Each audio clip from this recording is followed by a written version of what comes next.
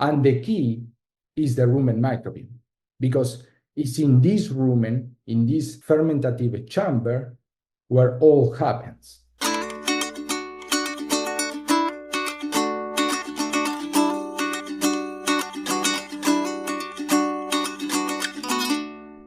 Welcome back, everyone, to the Dairy Science Digest. This is a podcast designed to bring the Journal of Dairy Science straight to the ears of dairy producers.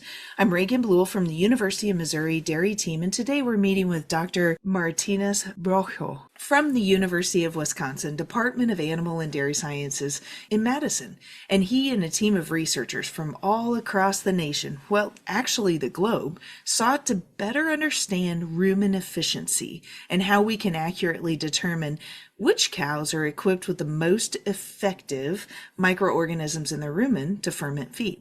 Because we all know that feed cost represents the largest cost of production, so surely this topic will likely resonate with many of you. As we walk the barns and comb the records, chances are you've noticed periodically you'll see that efficient cow that's out there, and she just simply performs better with less. And so today, to discuss this phenomenon and whether or not it's backed by a heritable trait or an effect of the microbiome she's hosting or some intersection of the two, is Dr. Martinez to review the article that we're featuring titled Host and Rumen Microbiome Contributions to Feed Efficiency Traits in Holstein Cows, which was released this month in the Journal of Dairy Science. So welcome to Dairy Science Digest. Before we get going, can you please introduce yourself to the audience a bit? Thank you, Reagan, for having me. It's my pleasure to tell you a little about what I do here at the University of Wisconsin-Madison. I'm from a small country in South America, Uruguay, where we have 3 million people and 12 million cows. So you could imagine how close I'm from the farm and the dairy cows. Even more, it was mainly for that reason that I went to the vet school. I'm a vet. Then when I finished in 2016, I did my master working with beef cattle. In 2019, I moved to France to complete my PhD, where I work in dairy sheep, so I was more close to the dairy industry. And in February last year, in 2023, I joined the Peña Garicano's lab at the University of Wisconsin-Madison, where I'm working mainly with methane emissions, rumen microbiome, and cow feed efficiency. Basically, during my PhD, I was working a lot with rumen microbiome, and in this article is what we try to put together all this knowledge and work with the feed efficiency and know how much we can contribute to this trait using this information. And so you were working with a data set of about 450 cows over a variety of different research projects, but all these cows were housed in a research setting where you could closely monitor daily feed intake, milk production, actually twice daily body weight, so that all of this could be put into a data set to really understand what was happening with that cow. So I think everyone listening can really wrap their head around dry matter intake, right? Everybody's mixing a TMR, and we understand dry matter intake. But another measurement that you took was residual feed intake. And maybe that's a little bit squishier. Could you describe what is residual feed intake and why is that measurement important to dairy producers? Absolutely. So just to clarify, in this study, we use data from 2 research farms, one in Canada and the other one in Florida. And this cow belonged to different experiments. And we put all together and we analyze this data. We include the dry matter intake and the residual feed intake. And basically, the residual feed intake is what we use to quantify the feed efficiency. The residual feed intake is a regression of the dry matter intake on their main energy sources, right? So we have the milk energy, the metabolic body weight, the change in body weight, and some other fixed effects. Mm-hmm. So basically, what we are trying to quantify is this difference between what the cow is eating and what we expect. Mm-hmm. So it's the method that we use to identify those efficient cows. And, really what we're looking at is that efficient use of carbon. And so often when I'm on the farm just talking to producers, folks almost get a bit defensive and about a seemingly divisive topic of methane production, right? They hear the word methane and quickly almost tune out or turn off, when in fact all we're really talking about is simple chemistry. And that carbon molecule, by chasing the carbon molecule, we can learn a lot about efficiency. So can you talk a little bit about why are we so interested in methane production on the dairy science side of things rather than the environmental side of things?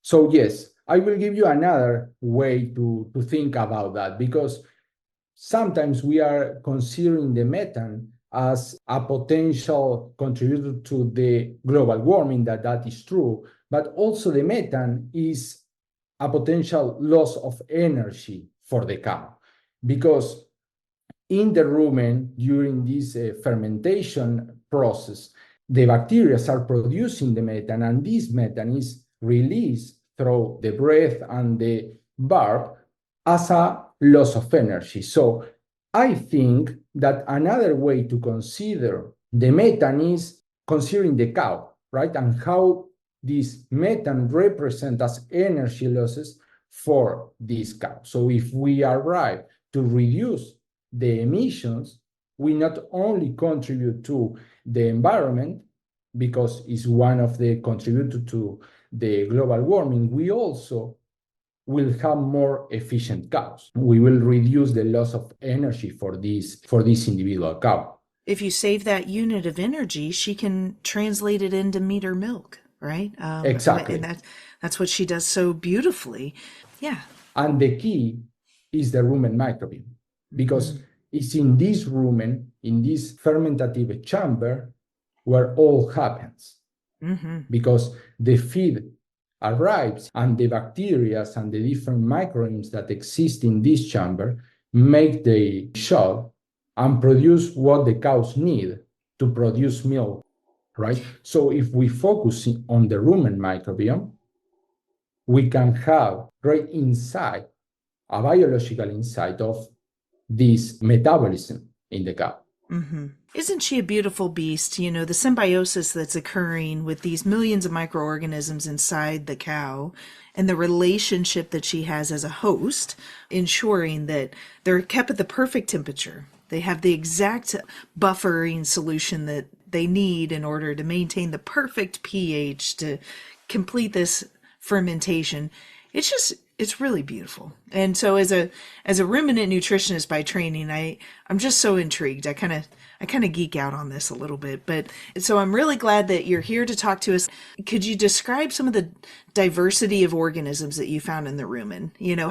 How similar or different were these groupings of cows that you sampled from two very different locations, being Canada and Florida? I mean, basically what we observe, and I also working with dairy sheep, there are some group of bacteria. So in this rumen microbiome, it's a microbial community, right? We have bacteria, we have archaeas, we have protozoa, and we have fungi. So there is different microorganisms that are interacting between them. They are creating a community there in the rumen. So basically, what I observed was always the most representative bacteria are the same. Basically, we observe the most abundant bacteria, and also for example, to produce methane, they are the methanogens. So we observe commonly the same. The problem is, in that case, we have two research farms, right?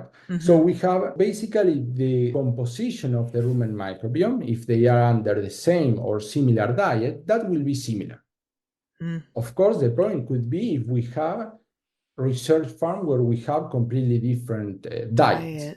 But that is not the case. They are in similar conditions. So I'm not expecting very different composition of its rumen microbiome, because if we think in cows that are outdoors versus cows that are indoors. So there we can imagine that they will have a completely different rumen microbiome, right? Isn't that interesting that microbiome, regardless of where she's standing in the globe, if she's eating a corn silage alfalfa diet, it's going to be pretty similar. And so trying to tease out which rumens were the most efficient was what you were looking at. Could you talk a little bit about which model best served to identify the most efficient digestion?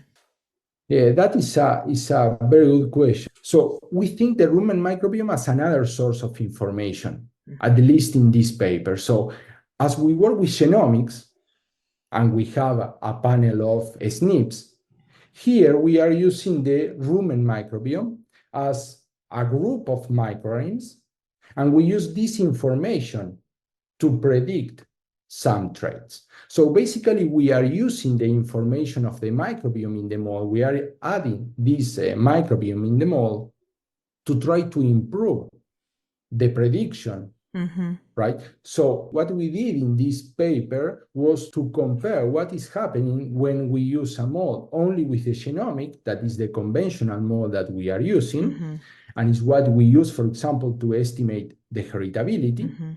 But then we add the microbiome. So then when we add the microbiome, was simply to add another source of information and try to understand how much of this trait that could be residual feed intake or dry matter intake is explained by the microbiome information. Once you combine those together, it really helped describe the dry matter intake that you expected to see, didn't it?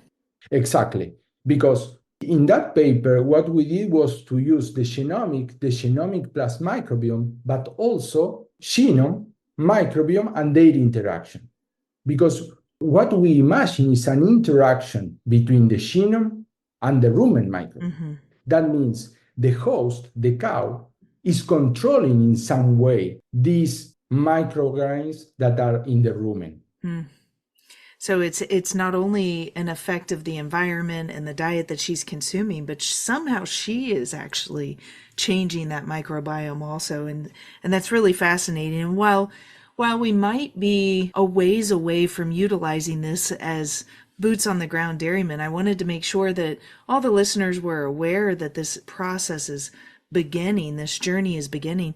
Do you see in the future, will this be a selection trait that dairymen can choose from when they're selecting, say, a sire? Yes, I think so. And we were working on that because that paper was the first part of my work when I arrived at the lab. And then what we think was, okay, but we use the microbiome for prediction. That means to try to predict some trait that we cannot measure. But the selection is another game. So what we say is to know if we can use the rumen microbiome for selection, there are two things that the producers are concerned. If we will improve the accuracy of the breeding values, that is the tool that they are using to select their animals, or the other point is to have data available earlier, right? With the rumen microbiome, we need to wait that the animals are adults, just for a curve of the time that the rumen microbiome takes to stabilize in this rumen. So what we are thinking is to obtain more reliable breeding values. So how we can do that is to identify those microbes, those bacteria that are controlled by the host, I mean by the cow genome, and they impact on the trait. So in this way, if the bacteria is contributing, imagine that we say bacteria that are associated or they are contributing to the feed efficiency, and they are controlled by the host, so they are transmitted, we can use for selection. But imagine the other case. We have bacteria that they are under a low control of the host. That means the heritability of these bacteria are low. So then they impact on the trait. That means that these bacteria we can use for an external impact. Imagine a nutrition. So we give a feed additive, we change the abundance of these bacteria in the rumen, and we impact the trait. But that will not be transmitted to the next generations. Right. Just there, that cow, and limiting her ability to release methane, and therefore hopefully helping our sustainability mission as an industry. Exactly. There is another way. I think that there are two different situations. One is how we can use the rumen microbiome for prediction. So then in that case, we need to add this information in the models to improve the prediction of complex traits. For example, the residual feed intake, because to have the residual feed intake, we need to quantify the dry matter intake, and that nowadays is only possible in research farms. And the other game is the selection. So for the selection, we need to identify those bacteria that can impact on the trait of interest, but also they can be transmitted. Right, because if they're not being transmitted, then there's no way to really effectively select, right? Exactly. So the selection will be only possible through these bacteria that are heritable. So these bacteria that can be transmitted to the next generation. This sounds like it's a bit of a preliminary research project. What is your long-term objective with the study of these microorganisms within the rumen and efficiency in general? So my main project that we have with methane emissions, so we are measuring methane in research farms, and in few months we will move to measure methane in commercial farm. That will be super interesting. Once we measure methane, we will try to incorporate the rumen microbiome in different ways. So one of the ways is to identify those cows that are extreme for methane. That means those cows that produce more methane and the other cows that produce less methane. And once we identify those cows, we will go inside and try to identify some microorganisms that are associated with these particular extreme cows. So in this way, we can identify some rumen microbes that are associated with the different extreme groups, right? Yeah. The other point is, nowadays, the rumen sampling is hard to do. Yes. It's an important cost if we think to expand this technique. So the idea is to get proxy traits like saliva or fecal samples. Perfect. And then with that, make much more easier to get the information of the microbiome. Wow, won't that be interesting? It's definitely much easier to capture a fecal sample on farm than it is to pump rumen contents. Yes. Absolutely. For sure. Well, hopefully that'll be in close alignment so that we can advance this knowledge even faster. Doc, this has been very informative, and I want to thank you for your time. And listeners, I applaud you for taking time out of your day today to learn about the role of these millions of microorganisms that directly impact the efficiency and therefore the bottom line of your operation. I've really enjoyed our conversation, and this has been the January edition of the Dairy Science Digest, which is a monthly podcast project designed to bring the Journal of Dairy Science straight to your ears. We highlight peer-reviewed research articles actively in press. It's sound science that you can base your management decisions around and provided to you by your University of Missouri Dairy team. So be sure to like, share, and subscribe to get future editions straight to your cell phone. This is Reagan Bluel with the Dairy Science Digest, and I hope you have a great day.